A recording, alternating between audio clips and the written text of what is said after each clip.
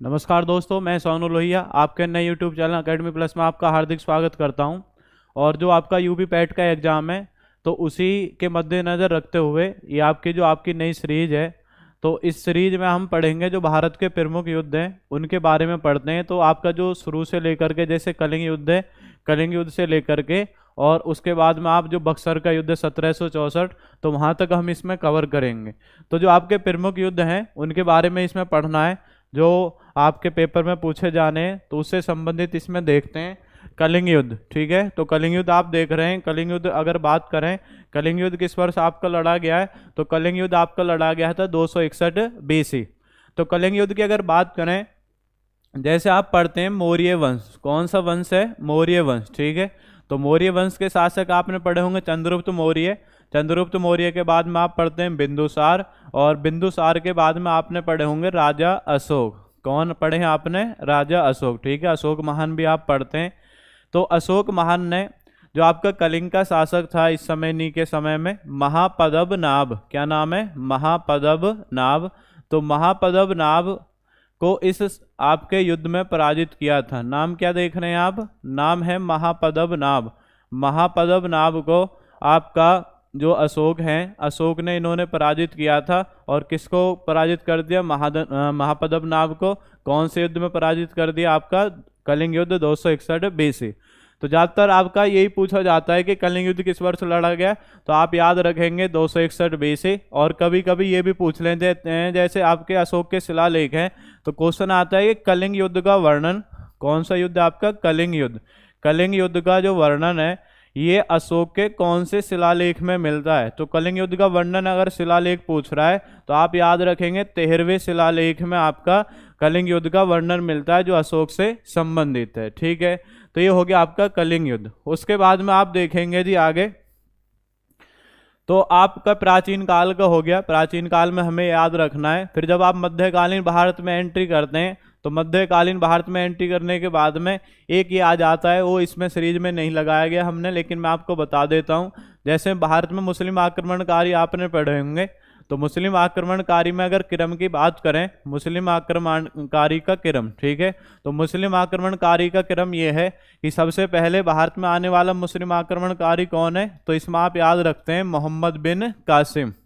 कौन है पहला आक्रमणकारी? मोहम्मद बिन कासिम। तो कभी कभी ये क्वेश्चन आ जाता है कि मोहम्मद बिन कासिम ने भारत पर किस वर्ष आक्रमण किया था? तो आप याद रखेंगे 712 ईस्वी। कब आक्रमण किया है? 712 ईस्वी। और 712 ईस्वी में यहीं पे जो आपका सिंध पड़ता है, सिंध अब पाकिस्तान में, ठीक है, तो सिंध का शासक था राजा दाहिर। राजा दाहिर को इस में आपका पराजित कर दिया। तो ये आ जाता है कि मोहम्मद बिन कासिम ने सिंध पर आक्रमण कब किया? तो याद रखेंगे 712 ईस्वी। सिंध का शासक कौन था आपका? राजा दाहिर। राजा दाहिर को पराजित कर दिया। इसलिए आपको याद रखना है कि भारत में आक्रमण करने वाला प्रथम मुस्लिम आक्रमणकारी कौन है? मोहम्मद बिन कासिम। ठीक है, 712 ईस्वी। और सिंध के शासक कौन है? राजा दाहिर। इनको पराजित कर दिया था। नेक्स्ट इसी क्रम में और जो मुस्लिम आक्रमणकारी पढ़ते हैं, जैसे मोहम्मद बिन कासिम हो गया, फिर उसके बाद आप पढ़ेंगे मोहम्मद गजनी, ठीक है, और उसके बाद पढ़ेंगे मोहम्मद गौरी। ठीक है, मोहम्मद गौरी। तो मोहम्मद गौरी जब आप पढ़ेंगे तो मोहम्मद गौरी के समय में आपके युद्ध पढ़ते हैं, जब 3 युद्ध आपके प्रमुख रूप से। एक तो तराइन का प्रथम युद्ध है, तराइन का प्रथम युद्ध 1191, तराइन का द्वितीय युद्ध आपका 1192, और फिर उसके बाद है चंदावर का युद्ध 1194। तो पहले वाले अगर युद्ध की बात करें, तराइन का जो प्रथम युद्ध है, ठीक है, इसमें स्लाइड में आपको लगा हुआ है तराइन का प्रथम युद्ध। तो तराइन के प्रथम युद्ध में बड़े आराम से आपका जो पृथ्वीराज चौहान था, पृथ्वीराज चौहान ने मोहम्मद गौरी को पराजित कर दिया। और उसके बाद में तराइन के द्वितीय युद्ध में क्या हुआ? जो आपका पृथ्वीराज चौहान है, तो पृथ्वीराज चौहान की जो आपका सेना थी, तो रात में ही आपका मोहम्मद गौरी ने उस पर आक्रमण कर दिया। और उसके बाद में आप पढ़ते हैं कि पृथ्वीराज चौहान जो है दूसरे वाले युद्ध में आपका पराजित हो जाता है। फिर पृथ्वीराज चौहान को बंदी बना करके ले जाते हैं, और बाद में पृथ्वीराज चौहान जो आपका शब्दभेदी बाण होता है, शब्दभेदी बाण से आपका मोहम्मद गौरी का वार करके, और उसके बाद में पृथ्वीराज चौहान और उसका जो मित्र है चंद्रबरदाई, वो आपस में अपने आप को मार लेते हैं। तो ये आपका पढ़ते हैं पृथ्वीराज चौहान से संबंधित घटना के बारे में। ठीक है, बाकी आगे देखते हैं इसमें। तो आप देख रहे हैं स्लाइड में तराइन का प्रथम युद्ध, ठीक है, तो तराइन का प्रथम युद्ध किस वर्ष आपका? 1191। तो तराइन का प्रथम युद्ध 1191। अभी मैंने आपको विवरण बताया। तो मुस्लिम आक्रमणकारी कौन है आपके? मोहम्मद गौरी। तो इसमें क्या होता है, जो पृथ्वीराज चौहान है, पृथ्वीराज चौहान किसको पराजित कर देता है? पृथ्वीराज चौहान पराजित कर देता है आपका किसको? मोहम्मद गौरी को। किसको पराजित कर देता है? मोहम्मद गौरी को पराजित कर देता है। और इसमें कौन विजयी रहता है आपका? पृथ्वीराज चौहान, ये विजयी रहता है। उसके बाद में तराइन का द्वितीय युद्ध होता है इसी के एक वर्ष बाद 1192 में। और इस युद्ध के दौरान जो आपके बहुत सारे राजपूत शासक थे वो आपका साथ किसका दे रहे थे? मोहम्मद गौरी का। ठीक है, तो मोहम्मद गौरी का साथ वो दे रहे थे। तो इसी कारण आप इसमें पढ़ते हैं जो मोहम्मद गौरी होता है, तो मोहम्मद गौरी किसको पराजित कर देता है? मोहम्मद गौरी पराजित कर देता है आपका पृथ्वीराज चौहान को। किसको पराजित कर देता है? पृथ्वीराज चौहान। तो इसमें याद रखेंगे पृथ्वीराज चौहान को पराजित कर देता है। और पहले वाले युद्ध में कौन विजयी रहता है आपका? पृथ्वीराज चौहान। पृथ्वीराज चौहान पहले वाले युद्ध में मोहम्मद गौरी को हरा देता है, लेकिन दूसरे वाले युद्ध में जो मोहम्मद गौरी है वो किसको पराजित कर देता है? आपका पृथ्वीराज चौहान। ठीक है, उसके बाद में चंदावर का युद्ध होता है। चंदावर का युद्ध आपका 1194 में हुआ। और 1194 में जो मोहम्मद गौरी है, कौन है?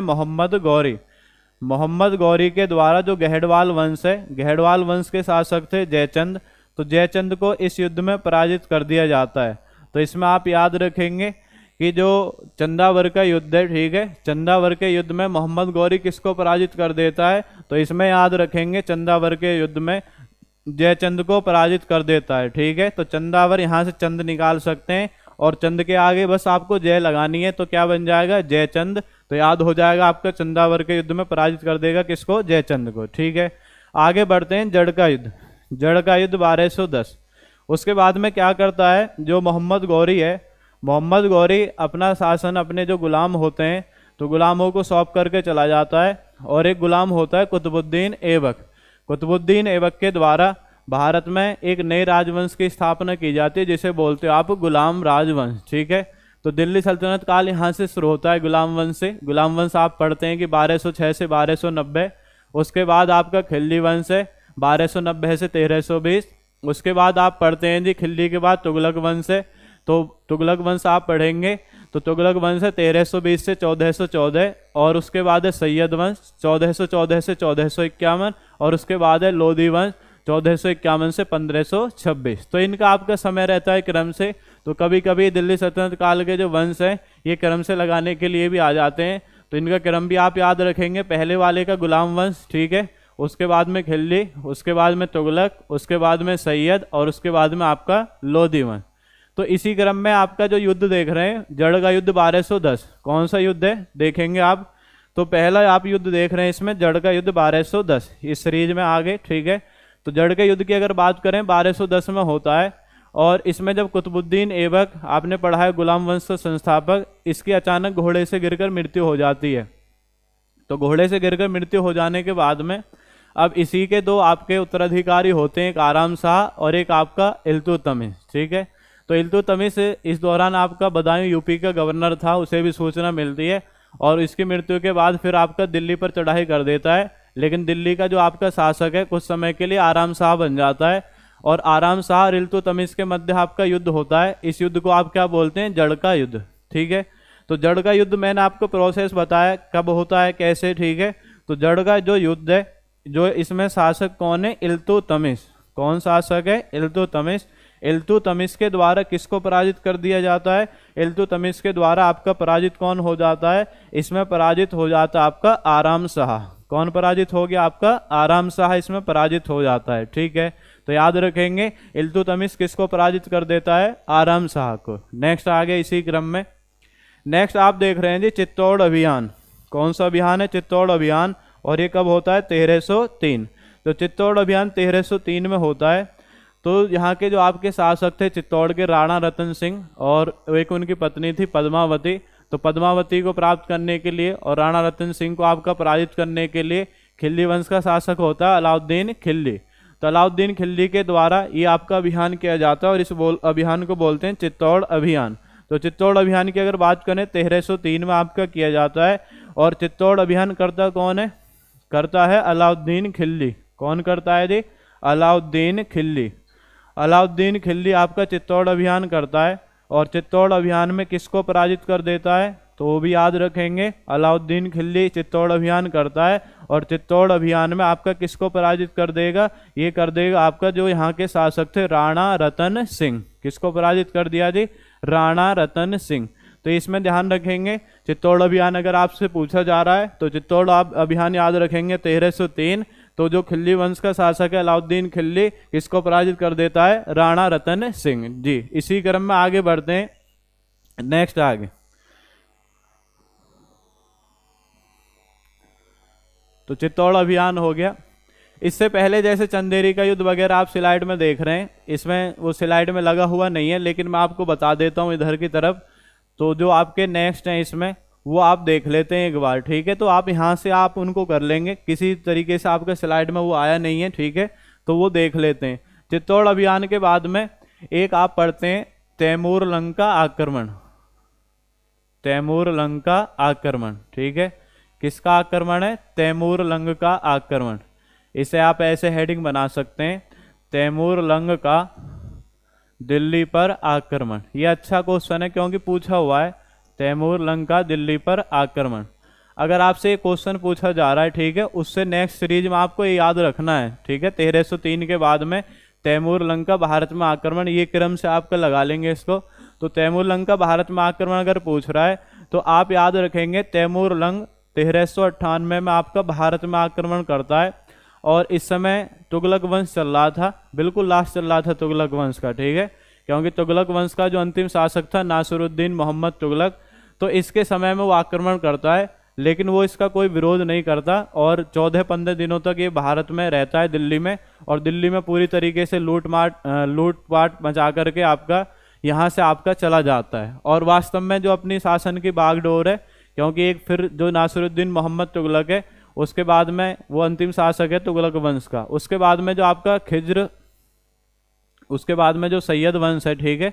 तो सैयद वंश का जो संस्थापक है खिज्र का, तो एक नए वंश की शुरुआत हो जाती है सैयद वंश की। तो इसलिए आप याद रखेंगे अगर आपसे पूछा जा रहा है कि तैमूर लंग का दिल्ली पर आक्रमण कब होता है, 1398 में, तो ये पूछ लेते हैं कि तैमूर लंग के भारत आक्रमण के समय यहाँ का शासक कौन था। अगर यहाँ का शासक आपसे पूछ रहा है तो याद रखेंगे नासिरुद्दीन मोहम्मद तुगलक। कौन है यहाँ का शासक, नासिरुद्दीन मोहम्मद तुगलक। ये यहाँ का आपका शासक था। कहाँ का शासक है जी, ये शासक था आपका दिल्ली का, ठीक है। तो ये पूछ लेते हैं कि दिल्ली पर आक्रमण करते समय जब तैमूर लंग ने आक्रमण किया तो आपका शासक कौन था, नासिरुद्दीन मोहम्मद तुगलक। आगे इसी क्रम में बढ़ते हैं, ठीक है।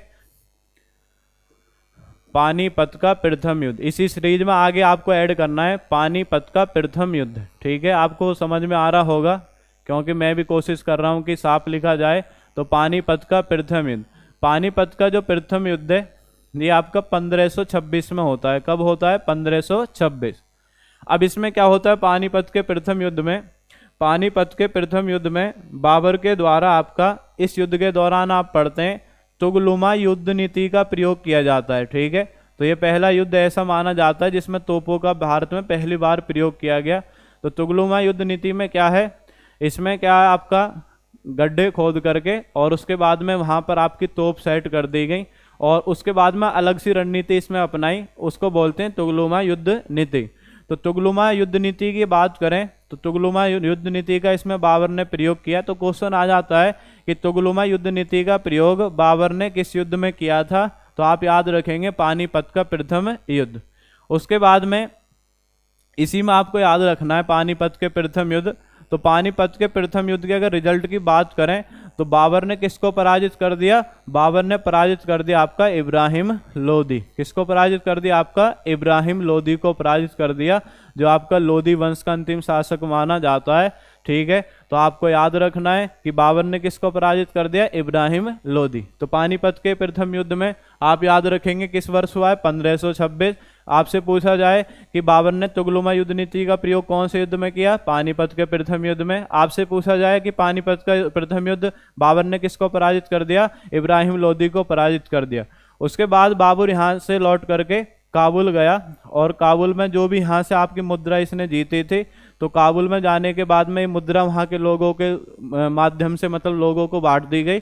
और फिर क्वेश्चन आता है कि बाबर ने कलंदर की उपाधि, कौन सी उपाधि है? कलंदर। तो बाबर ने अगर आपसे पूछे कि कलंदर की उपाधि कौन से युद्ध के बाद धारण की थी, तो इसे आप याद रखेंगे, बाबर ने कलंदर की जो उपाधि है वो पानीपत का जो प्रथम युद्ध 1526, इसी युद्ध के बाद बाबर ने कलंदर की उपाधि धारण की थी। उसके बाद बाबर भारत में सत्ता स्थापित हो गई दिल्ली में, और इस सत्ता को आपका बढ़ाने के लिए फिर एक युद्ध किया जाता है पानीपत के प्रथम युद्ध के बाद में, फिर पढ़ते हैं खानवा का युद्ध, ठीक है, खानवा का युद्ध, तो वो भी आपको ऐसे ही याद रखना है, ठीक है।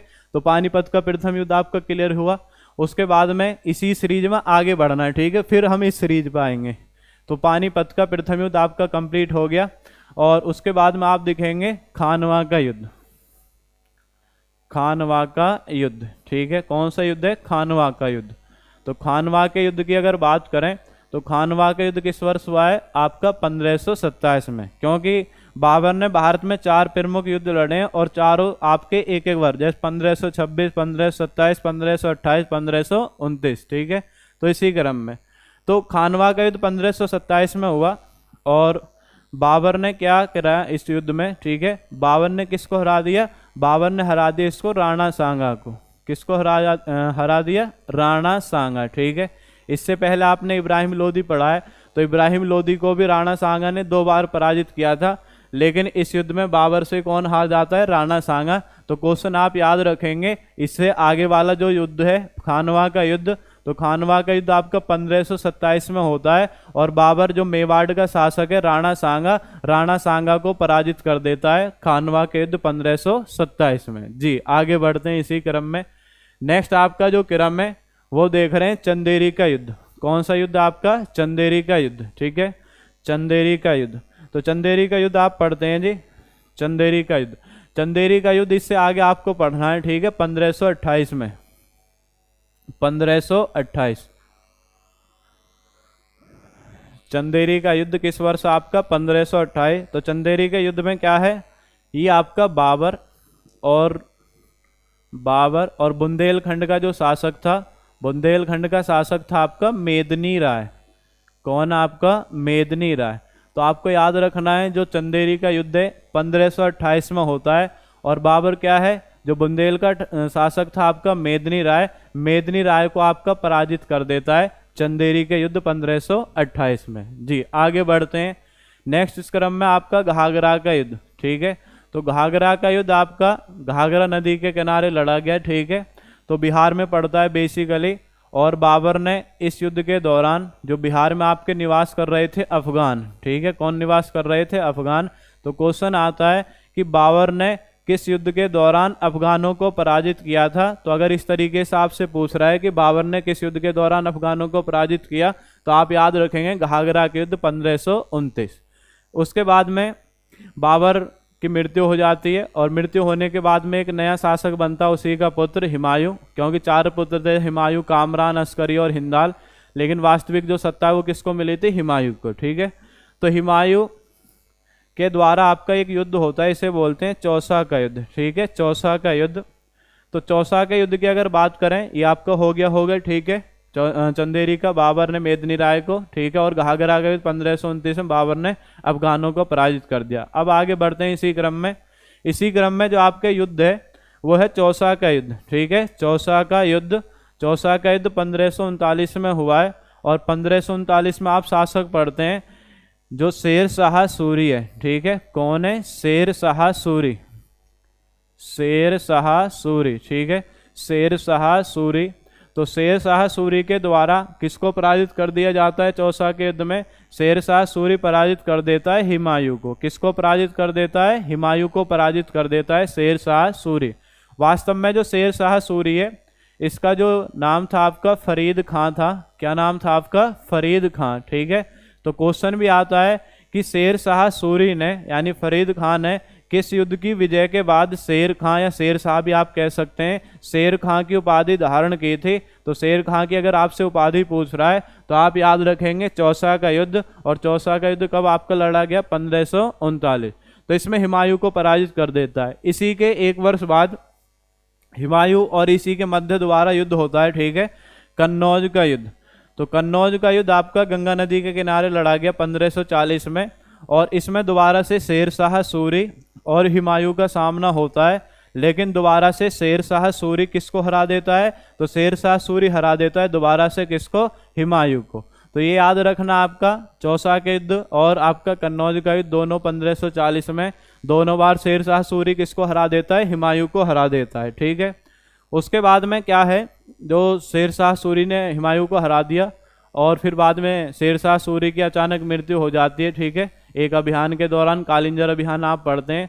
और हुमायूं जो है, हुमायूं 1540 से और 1555 यानी 15 वर्षों का जो समय है वो ऐसे ही आपका इधर उधर भटक करके व्यतीत करता है, और उसके बाद में 1555 में दोबारा से एंट्री आपका यहाँ पे भारत के इतिहास में करता है।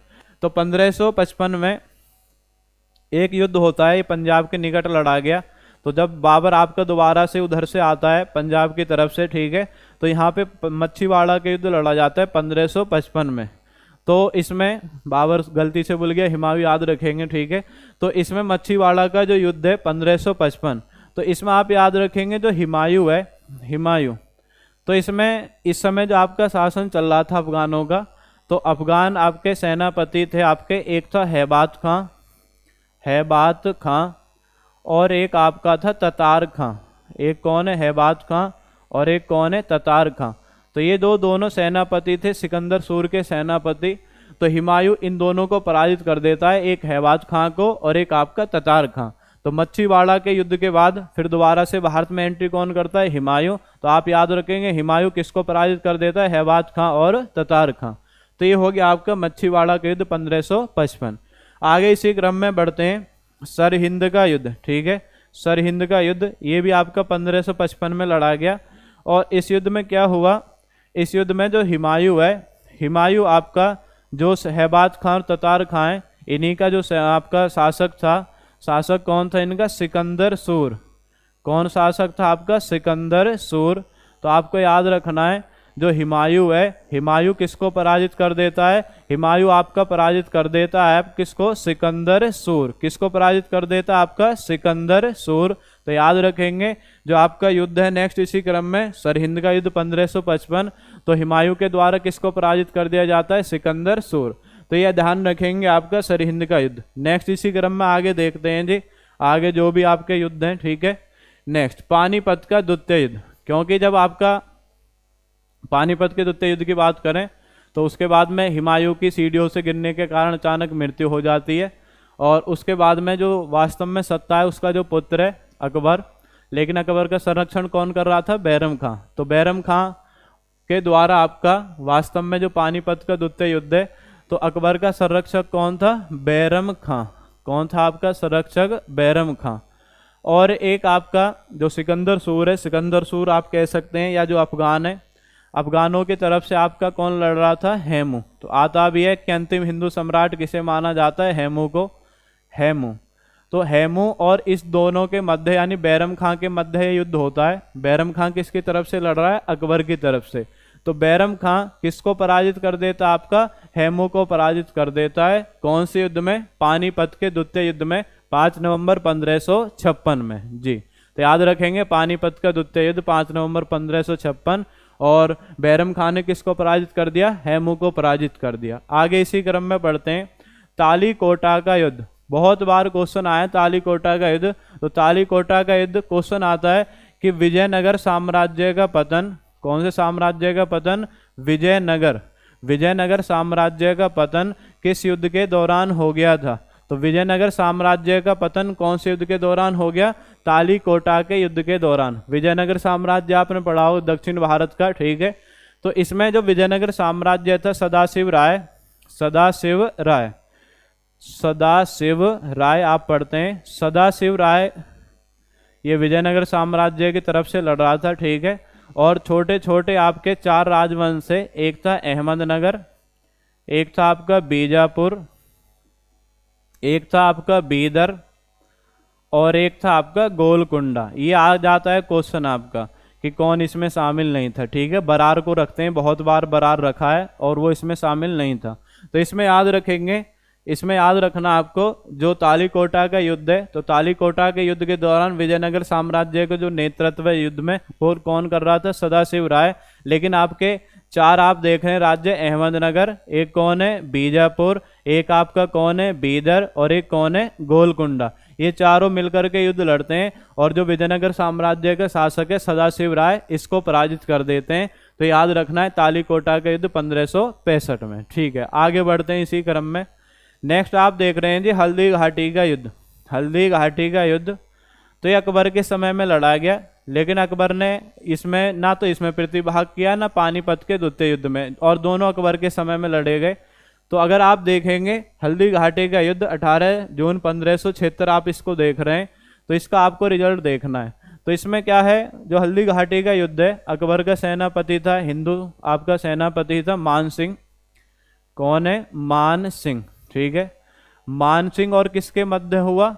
मान सिंह और महाराणा प्रताप के मध्य हुआ यह युद्ध। ठीक है, महाराणा प्रताप के बीच ये युद्ध हुआ और भीषण युद्ध हुआ। ठीक है, मान सिंह और महाराणा प्रताप के मध्य युद्ध हुआ और महाराणा प्रताप मान सिंह के बीच युद्ध होने के दौरान, क्योंकि सेना का जो अनुपात था वो बहुत आपका अनुपात, क्योंकि मान सिंह की सेना बहुत विशाल सेना थी, महाराणा प्रताप के पास आपकी कम सेना थी, लेकिन फिर भी इस युद्ध में पढ़ते हैं कि मान सिंह ने ये युद्ध जीता, लेकिन उसके बाद भी वह आपका जो मेवाड़ था, मेवाड़ पर कब्जा नहीं कर पाया।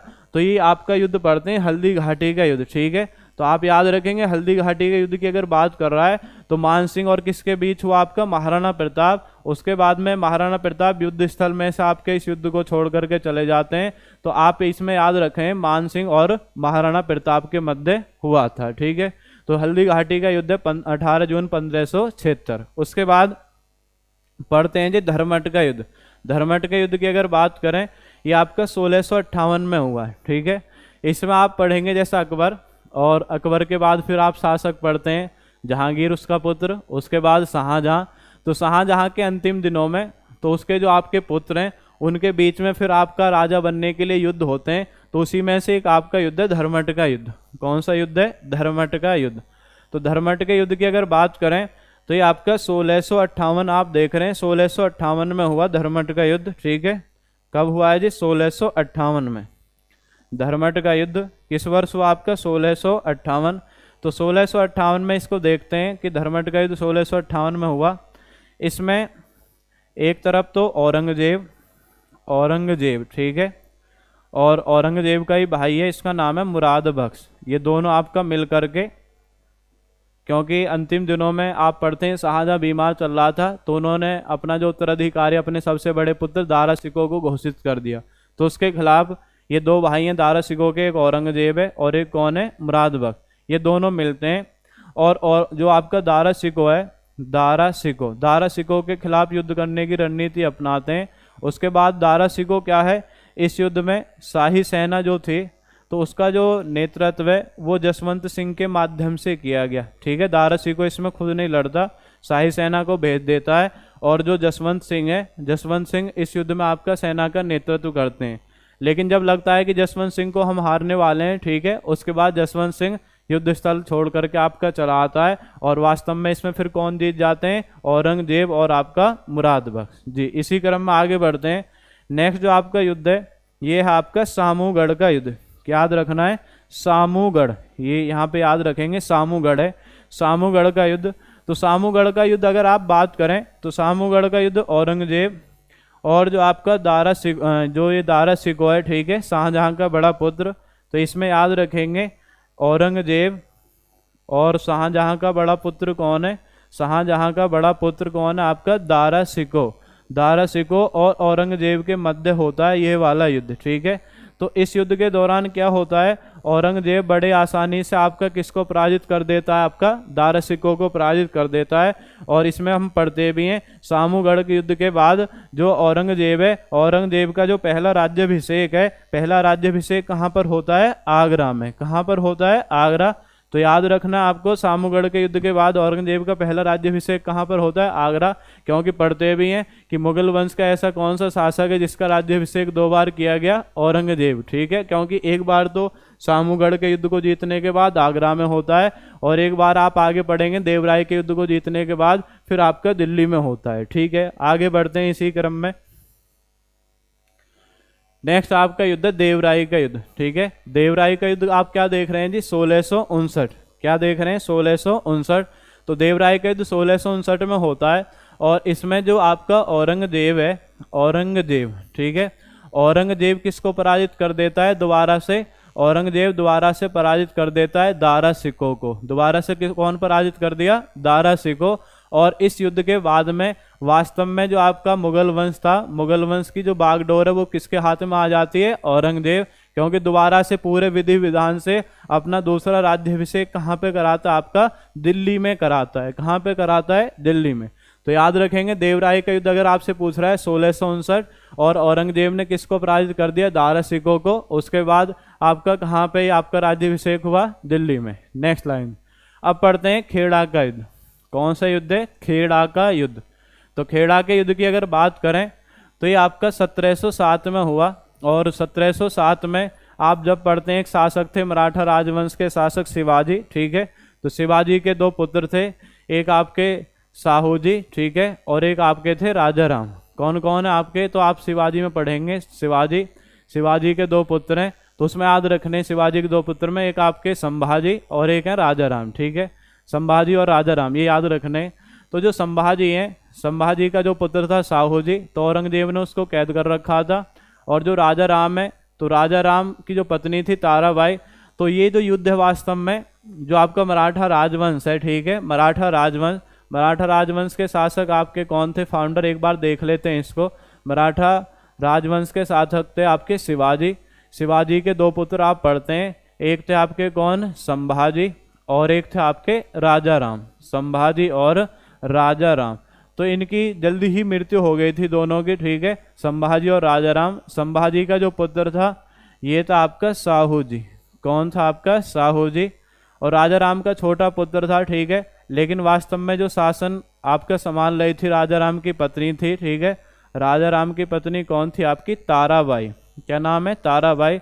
तो ताराबाई और कौन है, साहू जी, इन दोनों के बीच में युद्ध होता है, खेड़ा का युद्ध 1707 में। और इसमें कौन पराजित कर देता है, साहू जी पराजित किसको कर देता है, ताराबाई। तो इसमें याद रखेंगे खेड़ा का जो युद्ध है आपका 1707 में होता है, और 1707 में संभाजी यानी संभाजी का पुत्र कौन है, साहू जी। साहू जी अपनी ही चाची होती हैं, कौन है, ताराबाई। ताराबाई को आपका पराजित कर देता है। याद रखेंगे खेड़ा का युद्ध 1707 में। जी आगे बढ़ते हैं। आगे आप देख रहे हैं इसमें प्लासी का युद्ध। कौन सा युद्ध आपका, प्लासी का युद्ध। प्लासी का युद्ध कब हुआ, प्लासी का युद्ध हुआ आपका 23 जून 1757। कब हुआ आपका, 23 जून 1757। तो 23 जून 1757 की अगर बात करें, जो बंगाल का आपका शासक था इसका नाम था क्या, सिराजुद्दौला। क्या नाम है, सिराजुद्दौला। सिराजुद्दौला, ठीक है, बंगाल का शासक कौन है, सिराजुद्दौला। तो सिराजुद्दौला और अंग्रेज सेनापति जो थे ये थे आपके रॉबर्ट क्लाइव। सिराजुद्दौला और किसके मध्य होता आपका, रॉबर्ट क्लाइव। लेकिन रॉबर्ट क्लाइव क्या है, जो सिराजुद्दौला यहाँ का शासक था बंगाल का, तो यहाँ इसका सेनापति था आपका मीर जाफर। कौन है सेनापति, मीर जाफर। तो मीर जाफर को लालच दे देता है कि आपको जब सिराजुद्दौला हार जाएगा तो बंगाल का नया नवाब आपको बना दिया जाएगा। तो इसी क्रम में जब आपका युद्ध होता है तो जो सिराजुद्दौला है, सिराजुद्दौला को धोखा दे देता है उसका सेनापति कौन, मीर जाफर। और मीर जाफर के धोखा देने के कारण इस युद्ध में कौन पराजित हो जाता है, सिराजुद्दौला पराजित हो जाता है। और कौन जीत जाता है आपका, रॉबर्ट क्लाइव इसमें जीत जाता है। तो याद रखेंगे आपके प्लासी का युद्ध का परिणाम 23 जून 1757 में सिराजुद्दौला रॉबर्ट क्लाइव के मध्य होता है। मीर जाफर के धोखा देने के कारण सिराजुद्दौला हार जाता है और आपका जो अंग्रेज गवर्नर है रॉबर्ट क्लाइव वो जीत जाता है। तो इसी युद्ध के बाद जो आपके ब्रिटेन के आपके लोग थे उनका आपका यहाँ पे प्रारंभ हो जाता है, उनकी आपकी सत्ता स्थापित होने लगती है धीरे धीरे। उसके बाद में इसके बाद आप देखते हैं जी वेदरा का युद्ध। कौन सा युद्ध है, वेदरा का युद्ध। वेदरा का युद्ध, तो वेदरा का युद्ध 1759 में हुआ। और इसमें क्या है, वेदरा का युद्ध जो अंग्रेज थे और भी आपके यूरोपीय यात्री थे यहाँ पे, तो अंग्रेजों ने क्या है, डचों को पराजित कर दिया। अंग्रेजों ने किसको पराजित कर दिया, डचों को पराजित कर दिया। अंग्रेजों ने किसको पराजित किया जी, डचों को पराजित, सॉरी,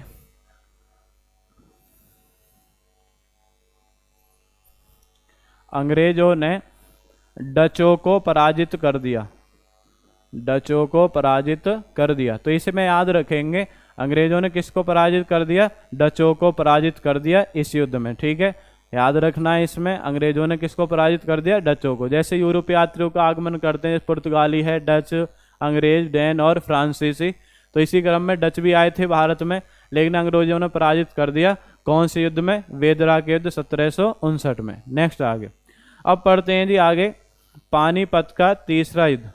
तो पानीपत का तीसरा युद्ध ये 14 जनवरी 1761 में आपका लड़ा गया। और पानीपत के तीसरे युद्ध में आप पढ़ते हैं, एक आपका अफगान का शासक था, इसका नाम है अहमद शाह अब्दाली।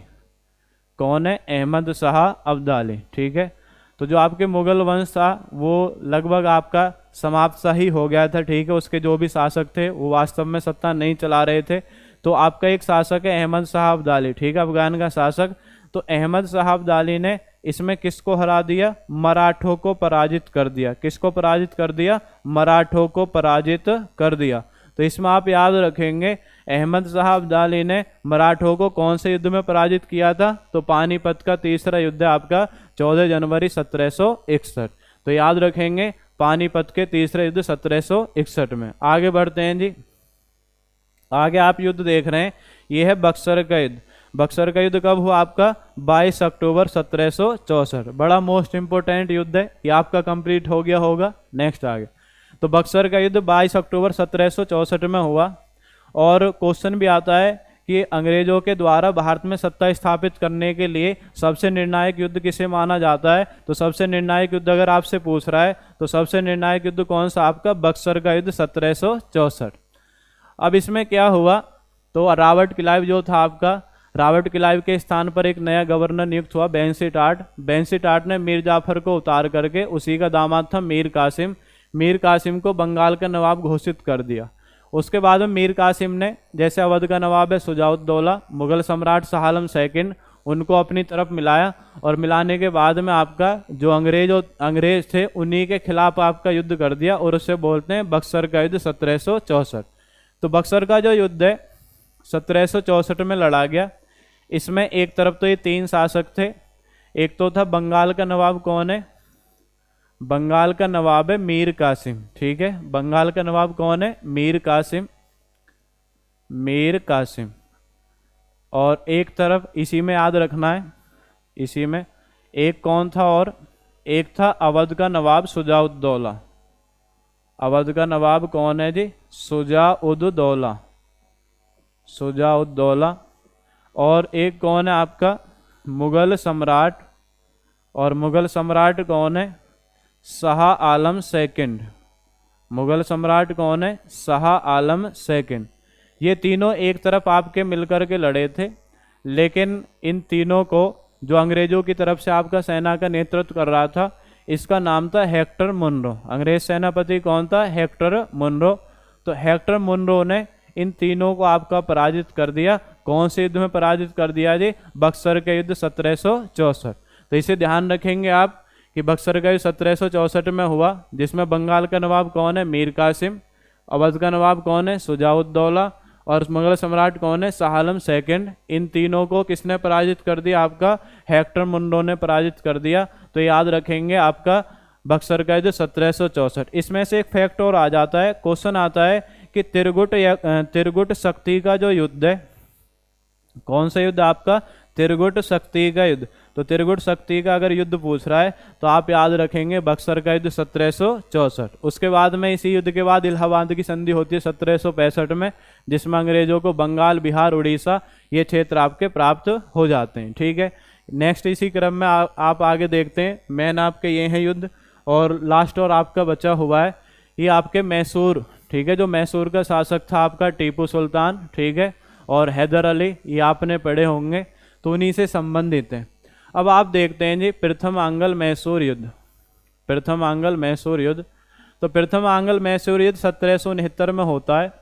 और इसमें जो मैसूर का संस्थापक माना जाता है, वास्तविक संस्थापक कौन है? हैदर अली। ठीक है, तो हैदर अली के खिलाफ इसमें 3 आपके युद्ध करते हैं। एक कौन है? अंग्रेज, एक कौन आपके निजाम, और एक कौन है आपके मराठा।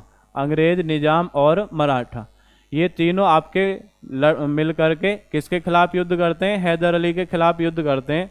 लेकिन जो हैदर अली है, हैदर अली, अंग्रेज, निजाम और मराठा, फिर इसी युद्ध को समाप्त करने के लिए इनके बीच में एक संधि होती है, इसे बोलते हैं मद्रास की संधि। कौन सी संधि बोलते हैं? मद्रास की संधि। तो क्वेश्चन आता है इसी तरीके से, ठीक है, कौन सी संधि है? मद्रास की संधि। तो आप याद रखना है, ऐसे ही क्वेश्चन पूछेगा कि मद्रास की संधि किस युद्ध के दौरान की गई। तो ऐसी प्रथम, द्वितीय, तृतीय अगर आपसे पूछ रहा है तो आप याद रखेंगे प्रथम आंग्ल मैसूर युद्ध के दौरान आपकी मद्रास की संधि की गई। ठीक है, अब आगे बढ़ते हैं जी, द्वितीय आंग्ल मैसूर युद्ध। ठीक है, तो द्वितीय आंग्ल मैसूर युद्ध ऐसी आप पढ़ेंगे, हैदर अली एक तरफ, कौन था? हैदर अली। तो ये आपका 4 वर्षों तक संघर्ष चला है, 1780 से 1784। हैदर अली, और एक तरफ कौन है? आपके अंग्रेज। एक तरफ कौन है? अंग्रेज। इन दोनों के मध्य ही आपका युद्ध चल रहा था। हैदर अली की इस युद्ध में लड़ते लड़ते आपकी मृत्यु हो जाती है, और उसके बाद में इस युद्ध को कौन जारी रखता है? इस युद्ध को जारी रखता है इसी का पुत्र, क्या नाम है आपका? टीपू सुल्तान। क्या नाम है आपका? टीपू सुल्तान इस युद्ध को जारी रखता है। तो क्वेश्चन आता है कि हैदर अली की किस युद्ध के दौरान आपकी लड़ते हुए मृत्यु हो गई? तो द्वितीय आंग्ल मैसूर युद्ध। और फिर जब बाद में एक संधि होती है, तो इस संधि को जरूर याद रखेंगे। इस युद्ध को आपका एक संधि होती है मंगलौर की संधि। कौन सी संधि है? मंगलौर की संधि। तो मंगलौर की संधि के तहत आपका इस युद्ध को समाप्त कर दिया जाता है। ठीक है, तो याद रखेंगे मंगलौर की संधि कौन से युद्ध के दौरान हुई है? तो याद रखें द्वितीय आंग्ल मैसूर युद्ध के दौरान, याद रखना है। और हैदर अली की मृत्यु भी द्वितीय आंग्ल मैसूर युद्ध के दौरान हुई है। नेक्स्ट है आपका तृतीय आंग्ल मैसूर युद्ध, 1790 से 1792। ठीक है, तो इसमें क्या है? तृतीय आंग्ल मैसूर युद्ध थोड़े समय के लिए संघर्ष चलता है। उसके बाद में तृतीय आंग्ल मैसूर युद्ध के दौरान जो आपका टीपू सुल्तान है, ठीक है, टीपू सुल्तान, कौन है? टीपू सुल्तान। तो टीपू सुल्तान के माध्यम से एक संधि की जाती है, इसे पूछते हैं श्रीरंगपट्टनम की संधि। कौन सी संधि है? श्रीरंगपट्टनम की संधि। तो श्रीरंगपट्टनम की अगर संधि पूछ रहा है तो आप याद रखेंगे तृतीय आंग्ल मैसूर युद्ध के दौरान की गई है। किस वर्ष की गई? आपकी 1792। तो टीपू सुल्तान और किसके बीच होती है? लॉर्ड कॉर्नवालिस, इन दोनों के बीच में होती है श्रीरंगपट्टनम की संधि। और श्रीरंगपट्टनम की संधि के तहत आपका कौन सा युद्ध समाप्त हो जाता है? तृतीय आंग्ल मैसूर युद्ध। उसके बाद में आप पढ़ते हैं जी, ये तृतीय आंग्ल मैसूर युद्ध का आपका कंप्लीट हुआ। उसके बाद में चतुर्थ आंग्ल मैसूर युद्ध। कौन सा युद्ध है? चतुर्थ आंग्ल मैसूर युद्ध। तो पहले वाले 3 याद रखेंगे। पहला वाला मद्रास की संधि के तहत, ठीक है, कौन सी संधि के तहत है? मद्रास की संधि के तहत समाप्त हुआ। दूसरा वाला अगर पूछे हैदर अली की मृत्यु हो गई, टीपू सुल्तान ने जारी रखा, ये मंगलौर की संधि के तहत समाप्त हुआ। तीसरा वाला अगर पूछ रहा है, तीसरा वाला श्रीरंगपट्टनम की संधि के तहत समाप्त हुआ। और चौथे वाले में क्या हुआ? चौथे वाले चतुर्थ आंग्ल मैसूर युद्ध में क्या हुआ? जो टीपू सुल्तान है, टीपू सुल्तान की आपके युद्ध लड़ते हुए मृत्यु हो गई। टीपू सुल्तान की क्या हुई? इसमें युद्ध लड़ते हुए मृत्यु हो गई। तो याद रखना आपका कि टीपू सुल्तान की जो मृत्यु है या हत्या है वो किस युद्ध के दौरान हो गई? तो चतुर्थ आंग्ल मैसूर युद्ध 1799। ठीक है, तो आपका युद्ध से संबंधित सीरीज थी इसी क्रम में। ठीक है, तो जो पैट के माध्यम से इसमें आपका कम बताया गया। बाकी जैसा आप बेसिक से पढ़ते हैं, भारतीय इतिहास पढ़ते हैं, तो उसमें बिल्कुल एक एक युद्ध के बारे में आपके डिटेल से बताया जाता है। ठीक है, लेकिन सीरीज आपके चलानी है पैट के माध्यम से, इसलिए आपका इसमें जो भी महत्वपूर्ण तथ्य है कम करके मैंने आपको बताया है। ठीक है, तो ये आपकी संबंधित थे आपके क्वेश्चन, जो भारतीय इतिहास के युद्ध हैं उनसे संबंधित आपके क्वेश्चन थे। ठीक है, तो मैंने पूर्ण प्रयास किया है, आगे भी आपका प्रयास जारी रहेगा। ठीक है, धन्यवाद। जय हिंद, जय भारत।